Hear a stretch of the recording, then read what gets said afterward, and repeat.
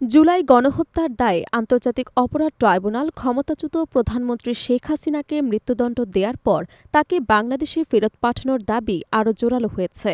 শহীদ পরিবারের সদস্য, জুলাই আন্দোলনের নেতৃত্ব, বিভিন্ন রাজনৈতিক দল এবং নাগরিক সংগঠন ভারতের কাছে অবিলম্বে শেখ হাসিনাকে প্রত্যর্পণের আহ্বান জানিয়েছেন।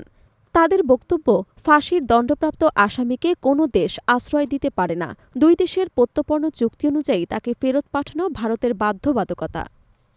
পররাষ্ট্র মন্ত্রণালয়ের কর্মকর্তারা জানিয়েছেন, ইতোমধ্যেই ইন্টারপোলের মাধ্যমে রেড অ্যালার্ট জারি এবং দিল্লির উদ্দেশ্যে নতুন করে আনুষ্ঠানিক চিঠি পাঠানোর প্রক্রিয়া চলছে।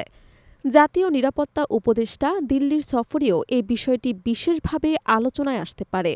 দিল্লির কূটনৈতিক সূত্রগুলোর মতে, এ রায়ের পর ভারত আন্তর্জাতিক চাপের মধ্যে পড়েছে, তবে তারা শেখ হাসিনাকে প্রত্যর্পণ না করার সিদ্ধান্তে অনড়।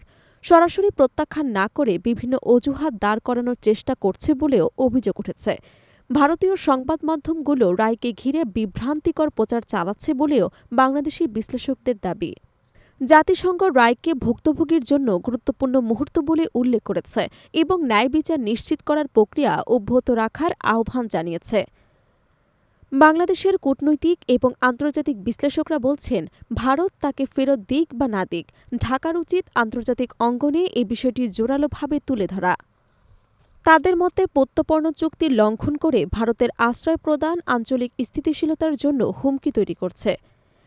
এদিকে ট্রাইব্যুনালের রায়ে শেখ হাসিনা এবং সাবেক স্বরাষ্ট্রমন্ত্রী আসাদুজ্জামান খান কামালের স্থাবর অস্থাবর সম্পত্তি রাষ্ট্রের অনুকূলে বাজেয়াপ্তের নির্দেশ দেওয়া হয়েছে।